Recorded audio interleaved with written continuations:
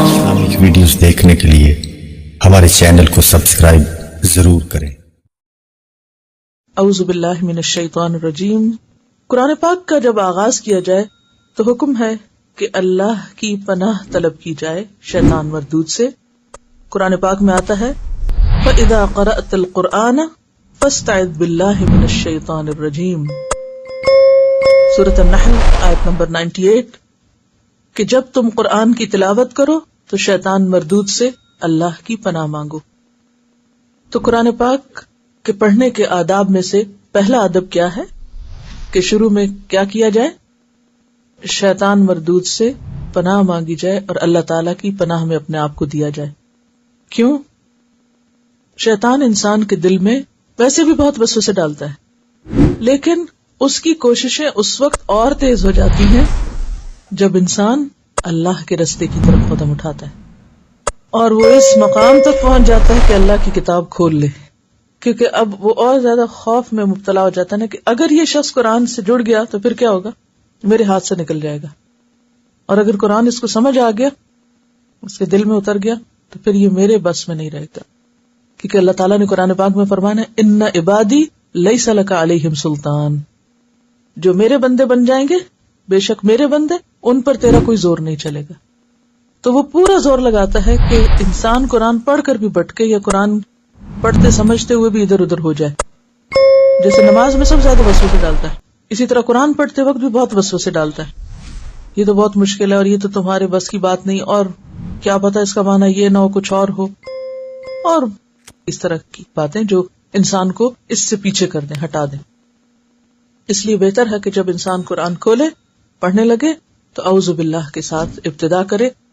لہذا آپ اعوذ باللہ من الشیطان الرجیم بھی پڑھ سکتے ہیں، اعوذ باللہ السمیع العلیم من الشیطان الرجیم بھی پڑھ سکتے ہیں، یعنی کسی بھی طرح اللہ تعالیٰ کی پناہ میں آئے۔ بسم اللہ الرحمن الرحیم، اللہ کے نام سے جو بہت مہربان، بار بار رحم فرمانے والا ہے۔ بے بے حروف تہجی میں سے، جسے الف با تا سا ہم کہتے ہیں۔ عربی میں کچھ حروف تہجی ایسے ہیں کہ جن کے معنی ہیں، جن میں سے سب سے پہلے بے کا یہاں پر حرف آیا ہے۔ بے کا معنی ہوتا ہے ساتھ۔ اسم مشہور لفظ ہے، اردو میں بھی اسم نام کے لیے استعمال ہوتا ہے جس سے کسی چیز کی ذات معلوم کی جا سکے۔ نام کیا ہوتا ہے؟ جس سے کسی چیز کی ذات کا پتہ چلے، یعنی اس کی نیچر کا پتہ چلے ہمیں کہ یہ کیا چیز ہے۔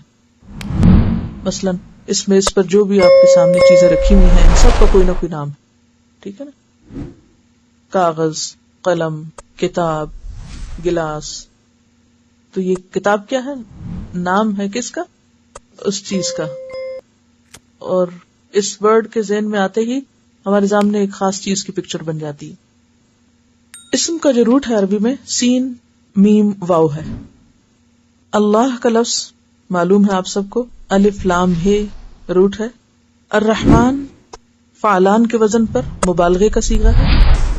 کچھ باتیں شاید آپ کو مشکل لگیں تو لکھ چھوڑیے، نہ ہی بھی سمجھ آئیں، آنے لگیں گی سمجھ۔ رحمان کا روٹ رے ہے میم ہے، رحم سے ہے۔ لطف اور کرم کا معنی اس میں پایا جاتا ہے، اور رحمان میں بہت زیادہ مبالغہ ہے، بہت زیادہ رحم کرنے والا۔ الرحیم کا لفظ بھی اسی روٹ سے ہے، اس کا بھی روٹ رے ہے میم ہے، بہت زیادہ رحم فرمانے والا۔ انسان جب بھی کوئی کام شروع کرتا ہے، کوئی نیا کام، کوئی اہم کام، کوئی قابل ذکر کام، تو عموماً وہ کسی کے بھروسے پہ کرتا ہے، ایسا ہی ہے نا؟ کس کس کا بھروسہ لیتا ہے؟ کبھی اپنی طاقت، میں کر سکتی ہوں، کبھی اپنی ذہنی طاقت، کبھی قابلیت، کبھی صحت، کبھی اپنی عقل اور علم اور سمجھداری، اور انسان سمجھتا ہے کہ یہ تو میرا کمال ہے، میں کرنے والا ہوں، میں کر سکتا ہوں۔ یا پھر اپنے سے باہر کچھ اور چیزوں کا بھروسہ لیتا ہے، بچے کام آئیں گے، یا یہ میرا مال کام آئے گا، یا فلاں میرے دوست میرا ساتھ دیں گے یا فلاں انسان میری مدد کرے گا. ایسے ہی ہوتا ہے نا. کوئی اہم کام آپ کرنے لگے تو کیا خیال آتا ہے میرے پاس پیسے میں کر سکتا ہوں, ہے مجھے اتنی سمجھ میں خود یہ سیکھ سکتا ہوں. تو یہ بالکل ایک قدرتی سی بات ہے کہ انسان جب بھی کوئی اہم کام, مثلاً آپ اگر آج کل کے حساب سے دیکھیں تو آپ کی زندگی میں اہم کام کیا ہوا ہے؟ قرآن کا آغاز آپ کر رہے ہیں آج, یا اس کورس کا آغاز کیا آپ نے, تو آپ کے دل میں کیا خیال آیا؟ میرے پاس گاڑی بھی ہے, میرے پاس وقت بھی ہے, یا میری ہمت توفیق بھی ہے, عقل ہے, سمجھ ہے, سب ہے اور میں کر سکتی ہوں. قدرتی تو شیطان ایسی باتیں ذہن میں ڈالتا ہے, اور عام رجحان بھی یہی ہوتا ہے کہ جب ہم کسی اہم کام کے کرنے کا سوچتے ہیں تو ہم سوچتے ہیں آتا ہے مجھے, میں کر سکتا ہوں. کبھی اپنے علم پہ بھروسہ, کبھی اپنی طاقت پہ بھروسہ, کبھی کسی بھی خارجی امر پہ بھروسہ, کبھی اسباب پہ بھروسہ. ٹھیک ہے, انسان کو اللہ تعالیٰ نے حکم دیا کہ وہ اسباب کو استعمال کرے, لیکن اسباب پر بھروسہ نہیں. تو کیا کرے؟ بسم اللہ الرحمن الرحیم. اللہ میرے میں طاقت نہیں, تیرے بھروسے پہ کام کرنے جا رہی ہوں, تو کرائے گا, کیونکہ ہر چیز پر تیری رحمت چھائی ہوئی ہے. میں تیری رحمت کی وجہ سے اس قابل ہوں گی کہ میں یہ کر سکوں, پڑھ سکوں یا پڑھا سکوں یا آ سکوں یا اس پر عمل کر سکوں. تو مومن کا طرز عمل کیا ہوتا ہے؟ کافر ہے تو شمشیر پہ کرتا ہے بھروسہ. وہ ایک عام شعر آپ نے پڑھا ہوگا نا کہ وہ اسباب پہ بھروسہ کرتے ہیں. ان میں اور آپ میں فرق کیا ہے؟ مومن اسباب اختیار کرتا ہے, بھروسہ نہیں کرتا. یہ ایک اندر ایک ایسا فرق آ جاتا ہے ایمان لانے کے بعد اور اللہ کے دین کی طرف آنے کے بعد. انسان حقیقی عاجزی اختیار کرتا ہے, ہر کمال اللہ کے لیے, ہر تعریف اللہ کے لیے, اور اپنی صرف کوشش. تو سب سے بہتر آغاز کسی بھی کام کے لیے کیا ہو سکتا ہے کہ انسان وہ کام کس طرح شروع کرے؟ اللہ کے بھروسے پر شروع کرے. تو ہمیں حکم کیا دیا گیا کہ ہم کیا کریں؟ اپنے کاموں کو کس سے شروع کریں؟ بسم اللہ سے. جیسے وضو کرتے وقت, کھانا کھاتے وقت, گھر میں داخل ہوتے وقت, گاڑی میں بیٹھتے وقت. تو جتنے بھی اہم کام ہیں ان کے شروع میں آپ کو کیا کرنا ہے؟ بسم اللہ پڑھنا ہے. اور اہم ترین کاموں میں سے اہم قرآن پڑھنا. اس لیے قرآن کے آغاز میں بھی آپ کیا کرتے ہیں؟ بسم اللہ الرحمن الرحیم پڑھتے ہیں. سورت الفاتحہ, سورت کہتے ہیں کسی چیز کے ٹکڑے اور حصے کو. سین واو رے اس کا روٹ ہے.